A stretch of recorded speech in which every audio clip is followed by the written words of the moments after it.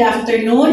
My topic for today is all about the basic education learning continuity plan and distance learning modalities. The DepEd Order 12 Series of 2020 and DMCI, the Department Memorandum of the Curriculum and Instruction number 162.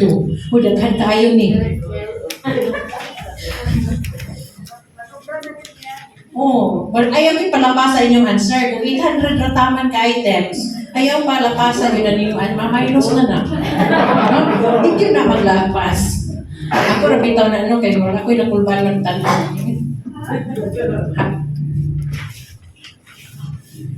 The adoption of the Basic Education Continuity Plan for school year 2021 in light of the COVID-19 public health emergency. Kung ni paggawas ato ng katarantan na tagusa ko na lang ang klase ani.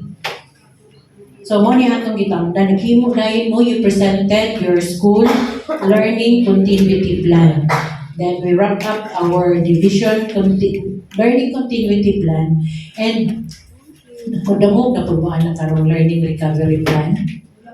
We will make the learning recovery plan. Bago na po na siya. Sige, don't worry. You just worry about the NQESH, not the recovery plan. So, how naman kita? BLCP is a package of education interventions that will respond to basic education challenges brought about by COVID-19. Diri mo ni siya ang atong package, pagdanan sa atong to continue the basic education na naa si COVID. The BLCP stands on the following principles. First, to protect the health, safety, and well-being of learners, teachers, and personnel and prevent further transmission of COVID-19. While we continue education, but how can we keep our children, our teachers, our personnel healthy and safe? Ensure learning through K-12 curriculum adjustments, alignment of learning materials, deployment of multiple learning delivery modalities, provision of training for teachers and school leaders, and proper orientation of parents or guardians of learners. So, you are familiar with this principle. Kaya ako naman yung na-apply, di ba? We provide learning resources. We train the teachers. We train the school heads. We orient our parents and the guardians. So, familiar naman. Facilitate the safe return of teaching and non-teaching personnel and learners in the workplace and schools or the community learning centers. This is to include the ALS. Be sensitive to equity considerations and concerns and endeavor to address them the best we can and link and bridge the DLCP to DepEd's Sulong Edukalidad and futures thinking in education. These are the principles why we have the BLCP. First, we start with the learning strategies and modalities. DepEd Curriculum and Instruction Strand, so that's DepEd BLR, no? BLR. So we have the Bureau of Curriculum and Instruction, the Learning Delivery, so that's sila. DepEd Curriculum and Instruction Strand, through the Bureau of Curriculum Development, has identified within the full K-12 curriculum the most essential learning competencies, or what we call MELCs. No? MELCs, dili siya milk. MELCs. Katong milk na to sa ato itong feeding program. Na dali na mahurot ang pag-withdraw dali sa milk. Pero pero ay manguha. Ang milk, ako naman yun nila kuha. This has streamlined the total number of competencies in all learning areas from kindergarten to grade 12, excluding the tech-book TVL specializations in the senior high school. Sa dati, meron tayo 5,689.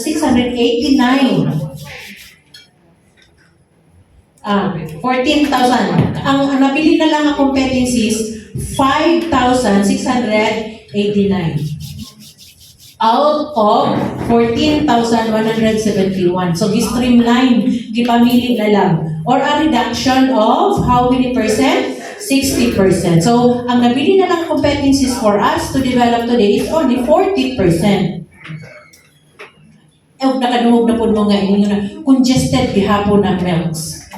Congested, decongest. We say in the past that we have the K-12 curriculum to decongest the learning competencies. Congested, ano gihapon din ang K-12.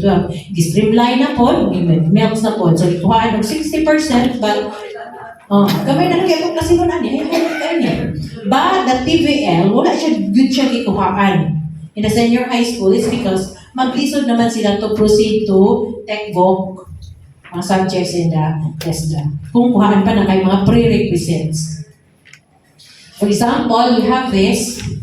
In kindergarten, we usually have 241 competencies for the fourth quarter, but now we only have 66. May yung pag-maestra nga, kapoy kayo, 66 na lang. So that only means 66 modules. Pero ang uban na nagipang, sa pagtawag niyo gipang chak-chak o unpacked. Mother tongue, we have 1,738. We only have 135 today. So that's, ang MELCs is 8% na lang of the 1,738. So, that shows na 60% ang nakuha. So, sa'yo na gino kayo, kami sa good. The legend, for the blue, MELCs, then ang remove nga learning competencies, kanang naka-orange. Ang na-remove na. So, total of 100% ka competencies, 25, pila ng kindergarten na bilin mo, wala siya ang nabilin. So, pinakagamay na bilin, mother tongue. Kay grade 3 naman po siya tamay. So, by streamlining the learning competencies to the most essential, we will be able to focus more on learning activities and resources while having sufficient time for coverage and mastery. So, imagine, 40% na lang nabilin and nakay 200 school days compared to the 100% niya, 200 school days na gihapon. So, tanaw na to sa atong distant, rated modular distant learning, kayable rin kayo, no? Snackable rin ang atong mga competencies. Di yun siya paniutong, panihapon. Pero snack, gamay na lang. Unya, daghan maghapon mag-run sa Facebook. Awak mo na, no? The identification of the MELCs is not only in response to the challenge of delivering learning during COVID-19, but na plano na gid ni i-streamline pag ito ang atong curriculum guide, ang atong mga competencies in the curriculum guide long before si Mr. COVID ni abot. Na plano na ni. Siguro no nakatag na ko ni COVID kani kay kusod na ko kay planuhan na ni nila. It responds to the findings that there are overlaps and congestion in the curriculum, which remains ongoing and will be refined and finalized beyond the COVID-19 period. So, our partners in the review of the curriculum is the ACT-RC, Assessment Curriculum and Technology Research Center. MELCs are defined as competencies that a learner needs in order to continue to subsequent grades and ultimately to have successful life. So, di ba, gitanggal siya from the curriculum guide. So, streamline, gamay siya, we call it MELCs. The characteristics of the MELCs are, it is aligned with the national standards or framework, such as, for example, holistic Filipino learners with 21st century skills. Di ba mo man ang main goal of the K-12 curriculum. They are applicable to real-life situations. They are important for students to acquire, even if students drop out from school. And they cannot be expected to be ordinarily learned by students if not taught in school. A word that describes essential learning competency is endurance. Ngayon mo, nga naman let's take for example, katong kinder. Nga naman 66 naman lang ang nabilin. Unsay gibasihan nila nga, kadtuman nga mga competencies ang ipang tanggal, ya kadto ang i-retain. Unsay pa basihan? It's the word endurance. It means that when learners long after a test or unit of study is completed, it remains useful beyond a single test or unit of study. Yung magagamit nila sa buhay. Kahit nalalabas sila ng eskwela, mabubuhay sila para mga life skills ang ipabili ng mga competencies. And if you are asked what's the main criterion, what's the only criterion used to ang paano pa ng word nun dito kay pag-explain na nito, the main criterion why these competencies are chosen, it's because of the word endurance.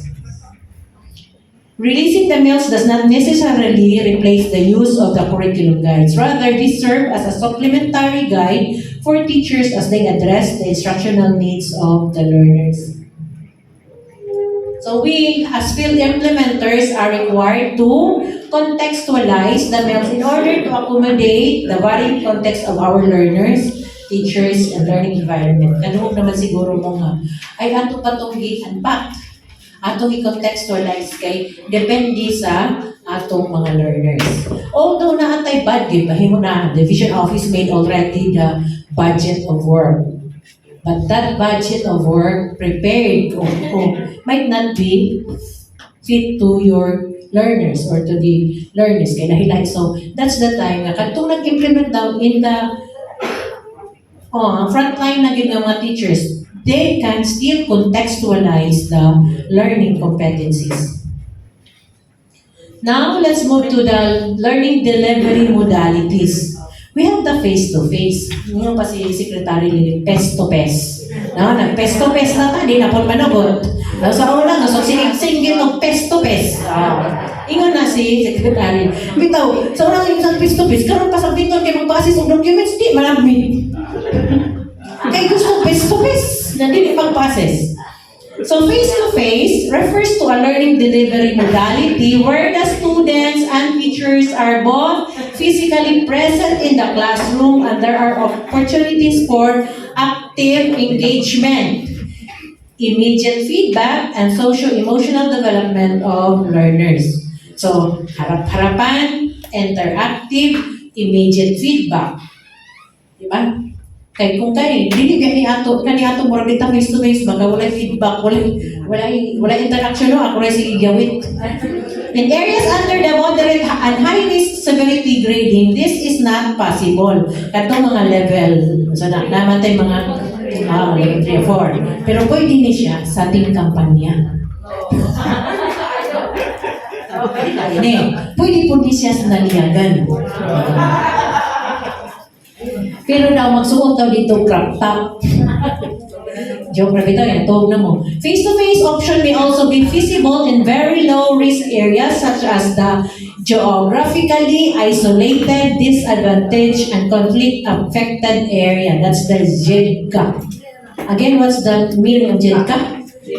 Geographically isolated, disadvantaged, and conflict-affected. With no history of infection. So, ganun siguro ni mga multigrade, may COVID dito sa multigrade. Any face-to-face learning delivery must have proper risk assessment and must adhere to the health protocols. So, kung gusto naman lagi mo mag-face-to-face, so magpa-adhere mo dito, comply to the ESAT. Modawat pa ba, Ma'am Joy? Until close na? Pwede man na bakasyon na, pero siguro kay ma-open na lang, mapagpakasihon mo na mo sa July. As long as, okay na mo. So when, first day of classes, next year, they're ready na to face-to-face. No? Next is distance learning. This refers to a learning delivery modality where learning takes place between the teacher and the learners who are geographically remote. Tuwas tayo from each other during instruction. Distance. Kinsa na may naka-experience diri og nag-face-to-face na niya? Unsa may pinakabibo ninyong experience? No. Nakaila ang bata sa inyo? Yesterday, I attended the flag ceremony, first day of classes. First day of classes. Di namin nangalay, ingon dito maestra, kinsa ning bata? Kinsa ning yaman niya. Kunti na, abot kita na. Si pangalan. Hala, ang maestra, wapod ka ila. Abang, kasi ang maestra. Uy, kinsa ni bata. Kinsa ba si pangalan? Ito na pa niya siya record. Uy, kabibo. Oh, ante. Yan, nagbit-bit kahapon. Then, nakaibata kaingon man nga, dili yun mahawa, diha, sa mga bagay. Sus, nairog man, ang tiil taon sa bata, gisunod ng taga, dili siya man, kanamapasok na makagawa. Teacher, naingon man niya, ang tiil daw, at di ba steps, na nga na, ito bang ang tiil? Di yun mahawa niya, yun na siya, teacher, balik! Di na siya makalakot. Grabe, pagka-martial na yung mga balakot. Bakit ko sa niyo ng palmam? Okay, kung dili sila mutuman daw, ato man sila sa module-module. Gusto man sila face-to-face. So, modular distance learning. Modules involves individualized instruction that allows learner to use SLMs in print or digital format, whichever is applicable in context of the learner, and other learning resources like learner's materials, textbooks, and activity sheets, study guides, and other study materials. So, ang modular na ito, pwede siya printed, modular, digitized. Di ba natin DMDL? Digitized Modular Distance Learning. Still using our SLM, pero dili siya printed. O, katungganan ng bata. Tablets. The teacher takes the responsibility of monitoring the progress of the learners. The learners may ask assistance from the teacher via, yun sa ninyo, email, so kisa pa yung email, kasagaran sa high school man eh. Telephone, text message, kasagaran no? SMS, group chat. Where possible, the teachers shall do home visits to the learners needing remediation or assistance. So, bisita po ng mga maestra. Tutal, pag huli na naman, dalang kamunggay. Then we have the online distance learning.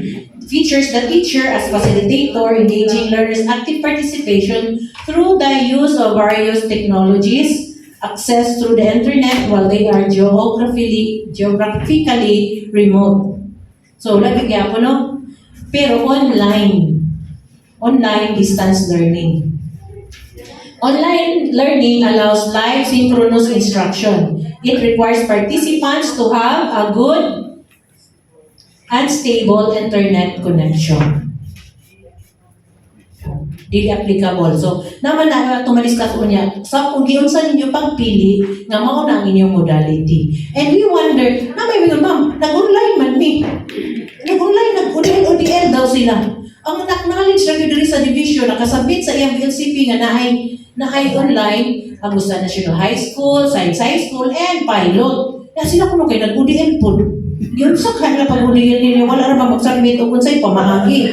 And that's why, ang mga parents mo, reklamo kayo, may nagsabot mga UDL, kalit ka na mag-UDL, yan, kawa man may, pareha ng DMDL, digitized, offline, kalit o online. Uli ang tablet.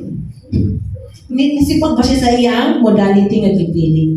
Then we have the TVPI or the radio-based instruction utilizes SLMs converted to video lessons and SLMs converted to radio scripts for radio-based instruction. Nagdaghan na to, anak. Sige, kung post ka na si Mana, bawa, yun, nagpatingong dito. Wag yun, nagradyo-radyo. Nakakagit pang taga-agling, wag yun. Maski pa, nag-printed mo, supplement man na siya. Ang RBI na to, TVPI, we have lesser material for video lessons, but you can get this from DepEd Commons portal. Daghang kaayo. Basta magkugi lang. Then distance learning modality is most viable for independent learners and learners supported by periodic supervision of parents or guardians. The challenge is, atong distance learning, kay kani mga bata nga dili independent learners ba, they cannot read, they cannot write, and their parents cannot assist. Mo ni atong challenge sa atong distance learning karon. But we wonder, mas nindot pa ang nasabit karon nga reading status kaysa katong face-to-face. Maunsa no? Magic. Imposible naman po itong reading ability. Kalit pa bitaw 80, 95, 95, equals 80. sa school yan na majikiro ng mga mister. Imposible man po na ko yung mga 79 o yung mga 75 na namin siya. Oo, mga ato silang tabangan ng mga kalat na nangaluin pa ng nagkaluin panabang. Hindi nga bitaw, mga gipaiwit na o release na memo. Kaysa sa una pa daan, ang hinahinti ko na daan. Hindi na ako mag-75 para din ako mag-remedial. Anyway, syudado man tas bakasyon. Bisan pag mag-summer ta. So, mawit akong challenge na kanang walay maka-assist, walay parents. Even kita, biya itong anak sa balay no, kaya magtrabaho biya ta, nabay di maka-assist. May na lang, kaya makabasa man natong mga bata. Isa na lang katong di makabasa.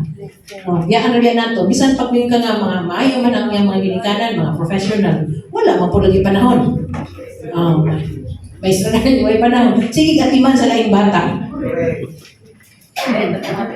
Then we have the blended learning. This refers to a learning delivery that combines face-to-face with any or a mix of online distance learning, modular distance learning, and TV or radio-based instruction. Blended learning will enable the schools to limit face-to-face learning, ensure social distancing, and decrease the volume of people outside the home at any given time. Kanang atong himo karon, nag-blended ba no? Kanina yung face-to-face ba, blended ba ta kaya kami pagkahapon nag-module man na distant naman po mo pagka next zone. Mga hybrid. Daghanay atong isagol-sagol na nag-radyo, nag-sa na lang. Hanggang may kalektura na bata ko sa giday ko. Mag-radyo ko, mag-TV, mag-module. Yan na yung bata. Di ako sa San Francisco, nangahambi na nga palimos doon. Kung saan yung grado doon, wala yung eskwela. Akang eskwela, sa module-module. Asa man si Manrundo, asa man ikaw asa ka eskwela diay sa module daw siya ng eskwela. Katuod ba siya asa sa eskwela? Homeschooling. This is an alternative delivery mode that aims to provide learners with quality basic education that is facilitated by qualified parents, guardians, or tutors who have undergone relevant training. So karon wala pa ni gipa-apply sa DepEd. Kana homeschooling, wala pa ni kay nag-need pa ni og na training, mga service provider.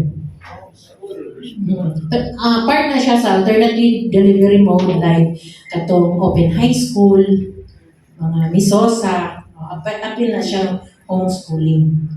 So, need to be assessed in order to determine the learning delivery options. So, sabi akong kuan delivery option karon 2022, 23 na ba ta pag-open? Anong tanawa dayon ang risk severity grading, the IATF policy, whether teachers are allowed to be in school or required pa ba ang physical distancing sa inyong community. Diba sa isa? Then the school context, the health status of teachers. Pagbalik karong opening, unsa naman, readiness of principals and supervisors to lead and manage multiple learning delivery modalities, availability of learning resources and materials, textbook, print, modules, kung na ba na siya. Then the learner's context, capacity to complete self-directed learning resources. Ang ako, inyo ba mga pupils kanang mga independent na ba? Independent learner, dili pa. Gusto ko no. Naapod. Gusto ko. May magliwat na nato. Liwat mo. Naapod usahay mo liwat maestra ba? Right? So, depende sa learner's context. Then the learning resources. Check your learning resources available sa mga classrooms karon sa inyong school, sa inyong mga teachers. So in addition to textbook distributed to the schools, SLM shall be made available in print and digital format. They will be converted to inclusive interactive e-books where videos, audio, and even sign language interpretation can be embedded to respond to the needs of the children with disabilities. Unta na ang target. Di ba karon printed pamanta? Sige, hatag module, hatag na po glass. Kung karon nagkasala-sala gihapon ninyo panghimo based on the inventory kulang pa gyud ay glass, kulang pa ang RDI.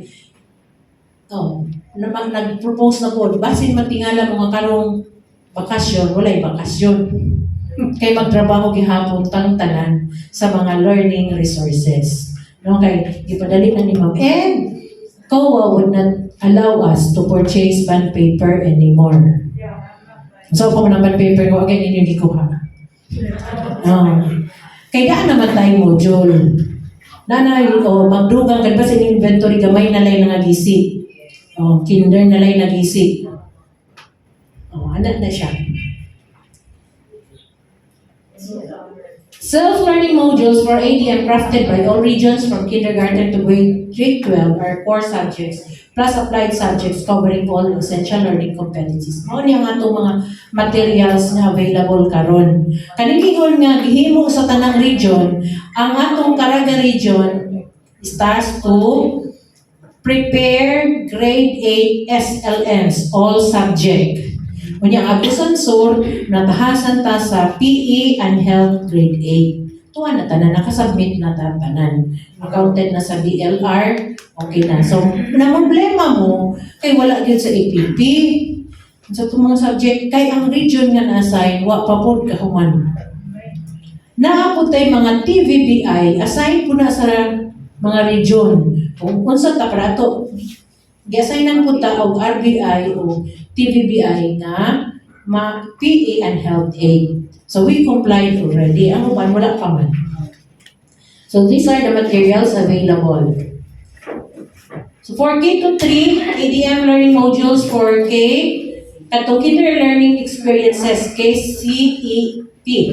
Di ba wala siya subject? No, walay subject ang kinder. So sa isa ka module na tanan diha nga domains. Nasa taranta bitaw ta sa una pag-accomplish atong mga monitoring for PMR, lahi na po itong monitoring, lahi na po, nasa ito, mapangayuhan mapunta. Wala para ba yung kasampit karon ng district.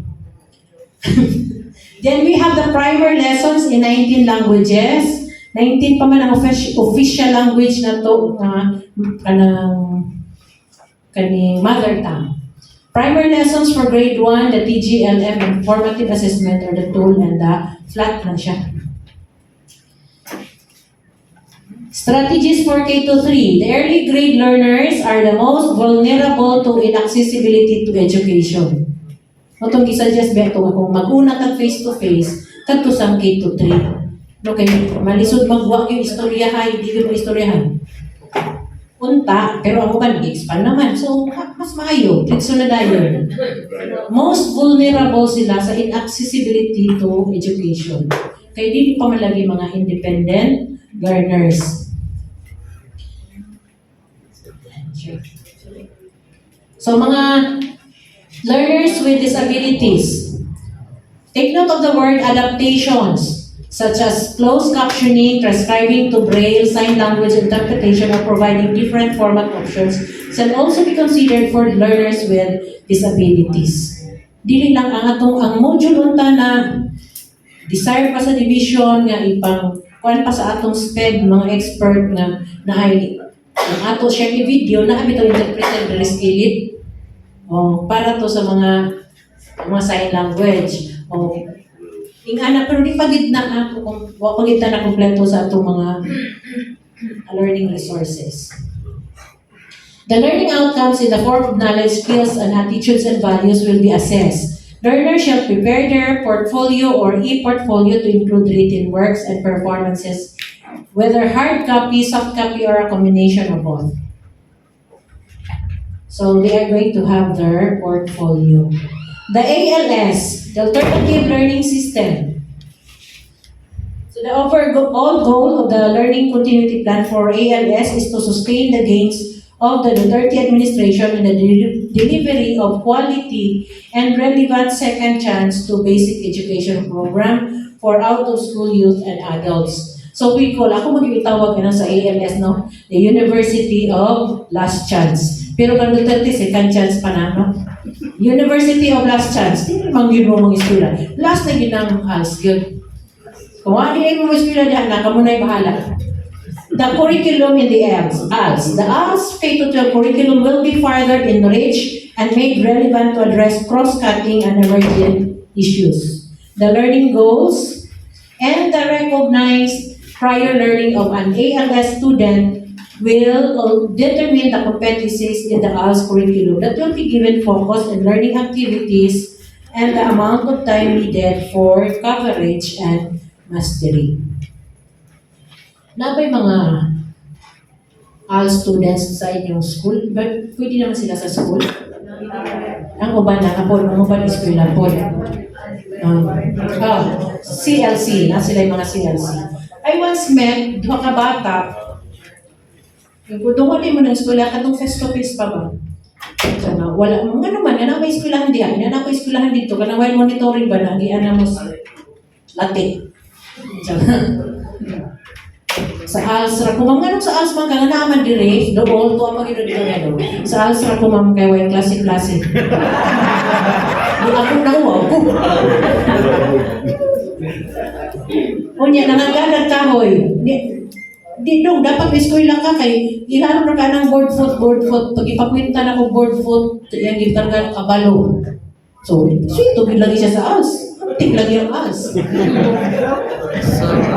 Sa ALS man to siya eskwela. Anong kabalo lagi siya kwinta to board foot? Pila may bayad na lang. Wow.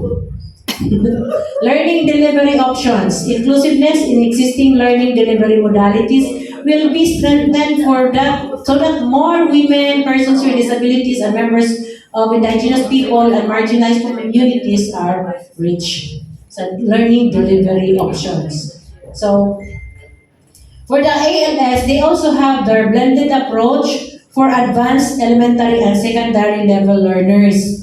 Diba? Kawalo naman tayo sa blended approach. They are also tasked to design weekly learning plans or agreements with their individual learners. And in the past, they call it individual learning agreement. Manay ang ilang form sa una. Then they have their weekly assessment task. Peer learning can also be introduced. Learners can organize online or social media groups. So kasagaran na rin sa mga ALS, mga teenagers naman, they can carry themselves, makaya na nila kung sa ilang mga modalities. The working folder or portfolio will continue to play a very important role in ALS. Karon bitaw kay, para sila makagraduate, i-assess ba itong ilang mga portfolio. Nanay nagsugod na mag-submit. Then they also have their face-to-face learning sessions for lower elementary and basic literacy level learners. They also have the radio-based instruction or broadcast of ALS ibang klase TV episodes from Knowledge Channel. Kaning Knowledge Channel, pwede rin po sa ato sa formal school. So, daghan kaayo no sa IBC 13. Si kapuyan ako mag-send, daghan kaayo diha mga klase. Nara sila sa balay, makakatpon yun sila. Kana po ko ng mga laptops nga gipanghatag na ay nakasunod na ng mga lessons.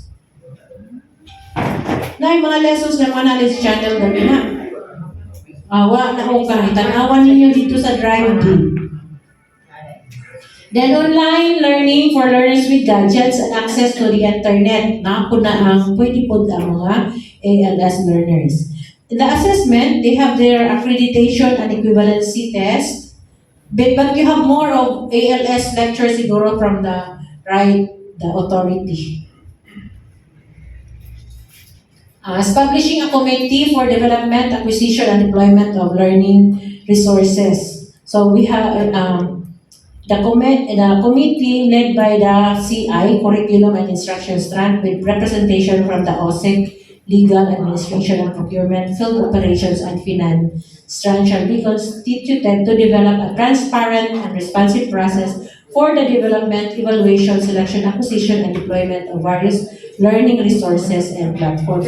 Kani sila mga grupo sa central office, sila ang nag-plan, no? Sila nag-plan on how to develop and acquire resources para lang to let education continue amidst COVID-19 pandemic.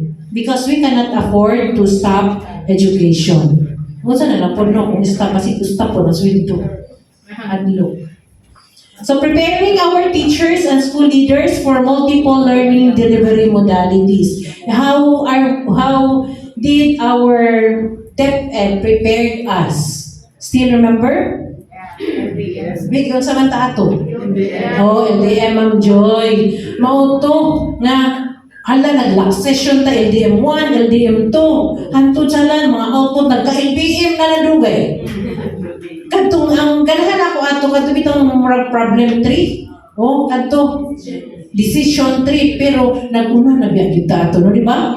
Nahuman na ta ato gingna na ta ni sir makasukol ato gasugod na mo before the lecture so update na kay ta sa ato mga outputs but we enjoyed much in our LDM course 1 and 2 di ba pero ako tayo nadumduman pagkahuman I remember Sir Neil Marks no we have a very good interaction sa dito pa sa Trento ambot lang sa ito yung class number wala na sila kaila kami doble 3 Sir Neil Marks. So, DepEd prepared us to face education in times of pandemic. So, we have capacity building programs. Capacity, hantod ka ng pagkadagang training. Sige din post sa certificate. Karon nakamalay naman sila. Adi, natagaan certificate ang way output. Di ba kayo, magpiyong-piyong romanta, kaya basta kayo nag-attendance ako. Why output? Certificate tayo na proud kayo tayo post na Facebook. Na, saan dito? Karon, wala na certificate ang walay output. Oh. Oo. Pero ba po, may kamot. Attach niyo yung output. Drop out, no longer participating. In LPA na tayo ko left the earth. Di kasugakod sa 5 days. Yan, kasugakod ka anang upat na imong gitanaw ni na. Yan pa dire, nagtrabaho ko dire. Dire ang cellphone, dire ang tablet, dire ang laptop. Anton mo na lang kasi paminahon ato. Lipo, ay dungan-dungan. Kaya nga naman yun, natuman yung book doon, no? Ang panahon man. Sa wala kita wala tayo nga na, marapong boring. Dito si Yusik, akong kaistura, diri lahi po, diri. Gusto naman, may asar ako. Niya pa yung cellphone manawag. Mama, akong score, magpili ba ako? Hambot. So, in line with the 4th pillar of sulong edukalidad, ito sa di ang 1st pillar. Ano? Ha? Naasa? 4 pillars of education na, huwag na ito makita. 4th pillar is sulong edukalidad which is to increase the engagement of stakeholders for support and collaboration. DepEd through the issuance of DN 48 series of 2020 called for proposals for professional development programs and courses from both DepEd units and non-DepEd learning service providers. So kabantay mo karon daghan kay mag-provide sa mga training. Training about ICT, training about pedagogies, daghan kaayo. Kita na lay mo baliban. Ako sige Ma'am Joy, ayaw sa ko pila anak. Naiskal ay Ma'am Joy, ayaw sa ko mapatay na ko anak. Kaya saan ang schedule sa ating klase ka ng 6 to 8 nga tinguli ko man. Di mo na kung talas bus, nawadaan pag ikong signal. Ay sa kuha na, kaya di sa kuha na.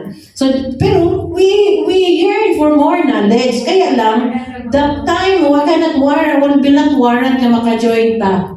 DepEd also issued DM number 50 series of 2020 which provided professional development priorities. So tanaw na itong training kung nakaong ba ta diya sa gipanganan din ha. Di lang kayo, training ko ani. Wala dito sa PD priorities. Operationalizing the learning continuity plan. So, required health standards. Atong LCP. Di ba, naging mo LCP. First, we take note of the required health standards. Increase physical and mental resilience. Reduce transmission. Reduce transmission of the virus. Reduce contact. Manang naatay mga civil service na mga alternative work arrangement. Mga work from home. Work from home. Unsa may trabaho sa home? Laba. Niya i-post para ba? Ang work from home, kami ang work from home, we really submit our accomplishment na sa sa balay. Walang maglaba, dali yun na ako. No? Dali yun ako para makapanglaba ko, makapamulak. So we have the civil service that to work from home. The skeleton, physically reporting from workforce. Ang kasagaran kay imbis kay, ang tuyo, kay yun siya, reduce contact. Pag mayroong tao sa eskwelahan, mag-duty yung mga maestra. Ang uban ako kailaman ko work from home. Kaya basta work from home ko, wag yung matrabaho. Reduce duration of infection. So, in order to reduce the duration of infection of COVID-19, detection and isolation of symptomatic individuals must be ensured in all schools and offices. So, update kayo ng contact tracing, no?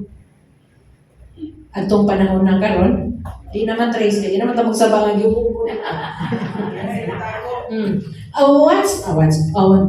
one year na kayo, no, today, I had my COVID. So, tanan sila, dili, sulit sila silang balay.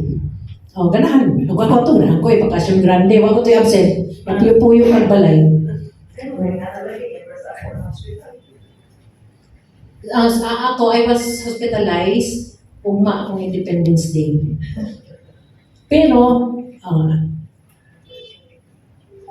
monitor niya, grabe ang contact tracing para lang ma-reduce ang transmission.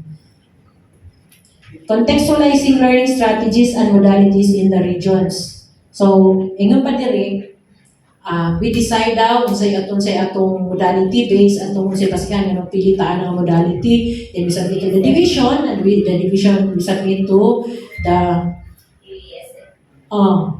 region, katulad yung atong LCP. Then the Brigada Eskwela at Plan Balik Eskwela. The annual activities of DepEd to prepare for the school opening will be reconfigured to fully assist the preparation of stakeholders in the rollout of the BLCP. So, nang ba tayo schedule? Ako yung familiar, nang ba schedule karon sa itong brigada?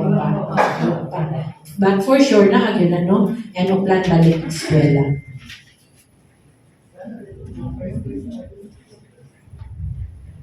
So, during the Brigada Eskwela Forum, you are going to discuss the orientation on the new normal. So, sino mag-orient na po ng inyong bagong modality nga naanamoy? Blended, no? Hybrid. Investment in education, giving you direction in engaging partners. Discussion of the BLCP, one major Brigada Eskwela activity to be adopted by SDO.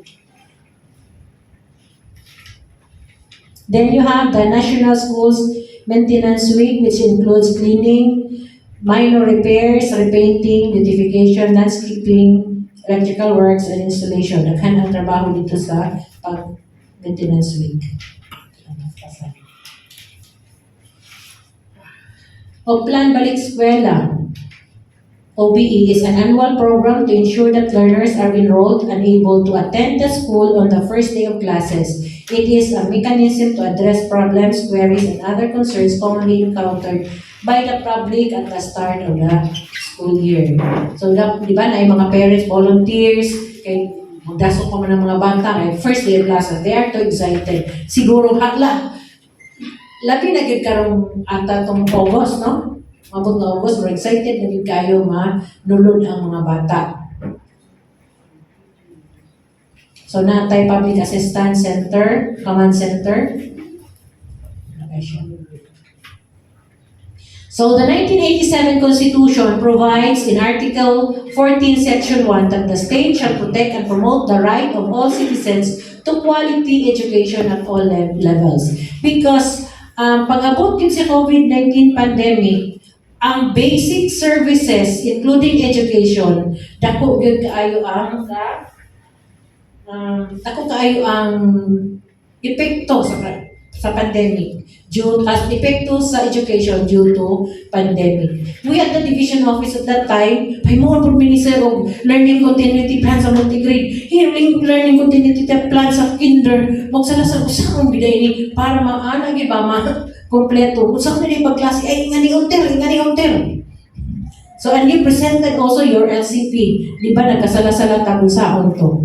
But God guides us until now, so human na maghihapon ang school year.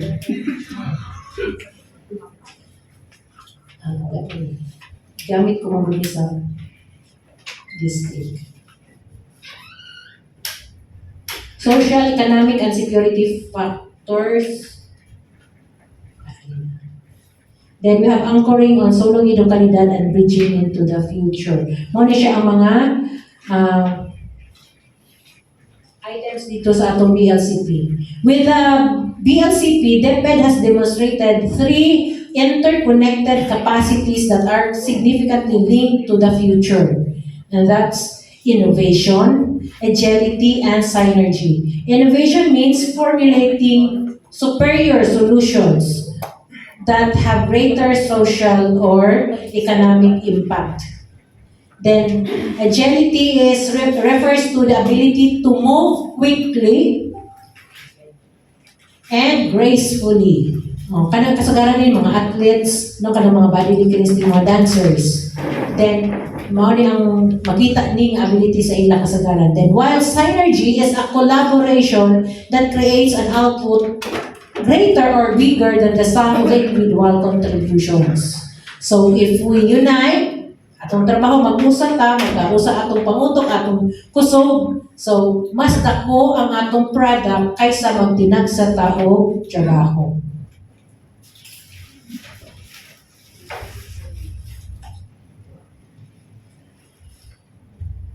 Wow. Pa na last isa. So, God bless you in your NQESH. Then, shall we have the quiz? Yes, ma'am. Wait lang sa fast break lang. Di ko ka-quiz kung dito mga gawas. Ito lang pas-pas na.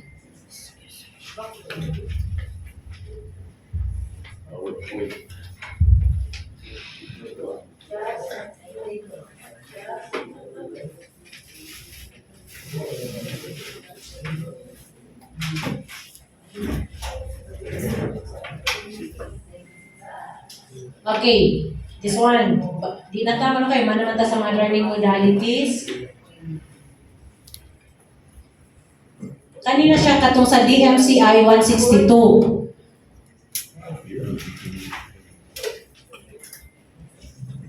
Okay, let's talk about kanina para makita kung yun sa nato pagpili. So, online, distance learning modality, mao ni siya, dali nga column. Online distance learning, categories, online distance learning can be synchronous or asynchronous. This is good for katong green. Key stage 3 to 4. That's junior high school and senior high school. Okay.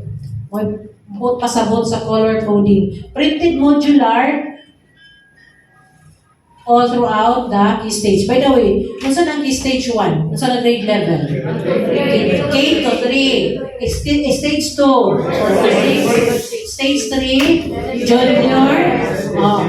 Then, senior high school. Okay. Then the blended, so pwede siya magamit in all stage. Then, the weekly home learning plan. Are you familiar? Weekly home learning plan. Kaning mga kinsa nag-accomplish ani teachers weekly. Pero karon kayo nag face to face weekly learning plan, pero kay blended man ta maghimo gihapon weekly home learning plan. So separate lahi-lahi na sa template, no, pero the teacher will make two. Kay kat unsa na lang tong sitbi nga naka